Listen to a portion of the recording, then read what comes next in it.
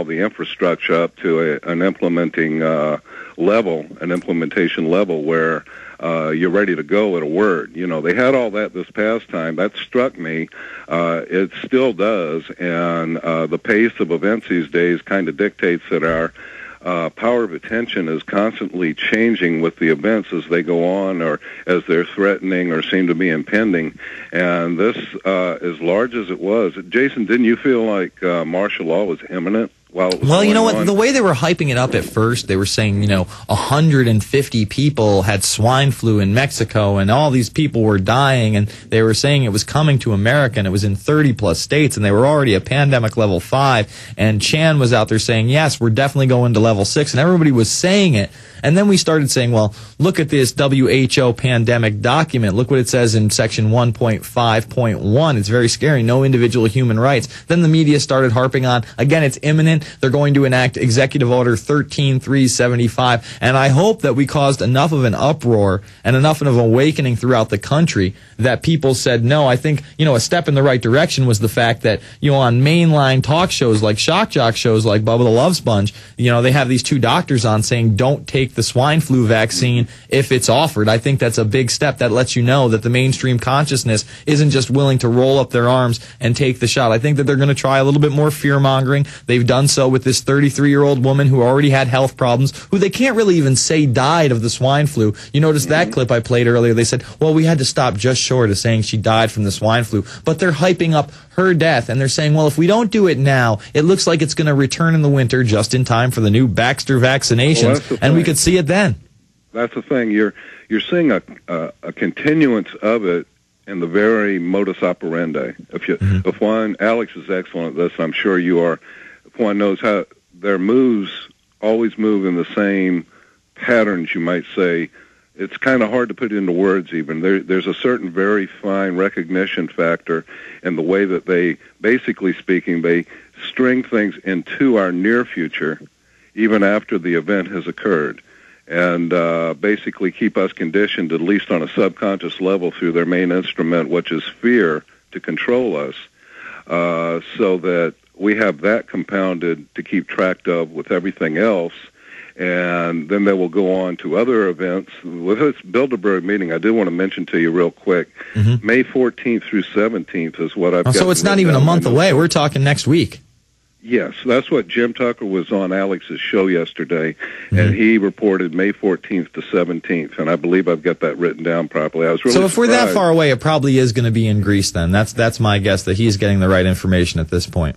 Right, and they'll be putting the finishing touches on what they're planning on doing between now and the next big event. And I believe the next big event, Jason, like they called the Kennedy assassination, the big event is what E. Howard Hunt called it in his recording that he left his son before he died. And the next big event is going to be the real thing as far as this flu epidemic goes, because like I'd mentioned, and I think you probably see this also, it's really basic. This is their game plan. They're definitely going to do this, by what they've said. The World Health Organization came out today, you reported earlier in the program, that up to 2 billion people could die of this. This is getting into biblical numbers here. This 1 in 3 dead. Can you imagine that? 1 in 3 dead. I mean, let that sink in, folks. You're sitting next to your husband or your wife and you got one kid.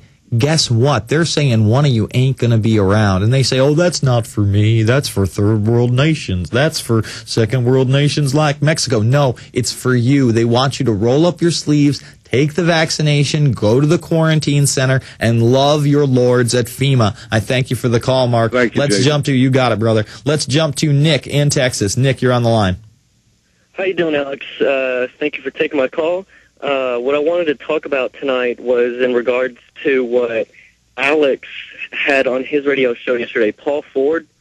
What I thought, I loved that experience, or hated it rather, but it was interesting because he was actually my high school homeroom teacher when I was a sophomore, and for them to do that to him is despicable, because the guy is, that guy is pretty much the real deal. If you look, and why don't you tell people, because people who missed Alex's show and have just been tuning into me or just took it to my show today, this is a guy who was a city council member who spoke up at a meeting and was immediately arrested. Correct? Correct.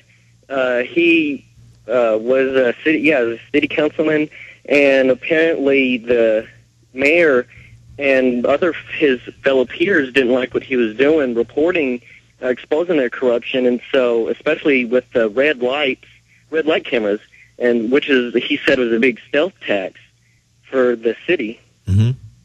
Which it is. And oh yeah. And so really for them to arrest him like they did and push him down really, because he, even back when I was in high school, he was had back problems. And so it's really just disgusting on the globalists for them to do that like that. No, absolutely. And, these people are on power trips. I don't know if you were listening earlier, but we played the tape of the girl calling 911 because her father's having a seizure, and the operator at 911 hangs up on her 3 times. She goes down to the police station. Does he help? No, he arrests her with these false, bogus charges. We've got these other people who are going out to protest legally protest Scientology, and they are immediately thrown down and arrested and charged with false charges. I mean, this is the society we live in. This is why radio shows like this need to exist. This is why we have to continue to expand the alternative media. This is why we have to oppose the Cyberbullying Act, the Cybersecurity Act. We have to oppose YouTube taking down the Alex Jones channel, because this is really the last vestige of truth that we have. Our mouths, our heart, our First Amendment, our Second Amendment. We have to let them know we're not giving them up. We're going to go out kicking and screaming. We're not the docile, massive sheeple that they want us to be. There are some of us who didn't drink enough fluoride. There are some of us that are still fired up about the fact that they're the ones that conducted 9/11. They're the ones that pulled off 7/7. They're the ones that want to stay in Eurasia and kill a bunch of brown people so that they can build a union that they can control. It's disgusting, it's immoral, and it's just horrific that more people aren't stepping up to the plate. I thank you for the call, Nick. On the other side, we're going to go to Jason, Jared, and Travis in the final segment. This is the Infowarrior. You are literally at the tip of the spear. I'm going to be sitting in for Alex Jones tomorrow. Going to be doing his Sunday show. Bunch of guests. Going to be taking your calls. And remember, if you miss any of this, there's a podcast on the left-hand side of the Infowarrior.com. We'll be back with the final segment after this.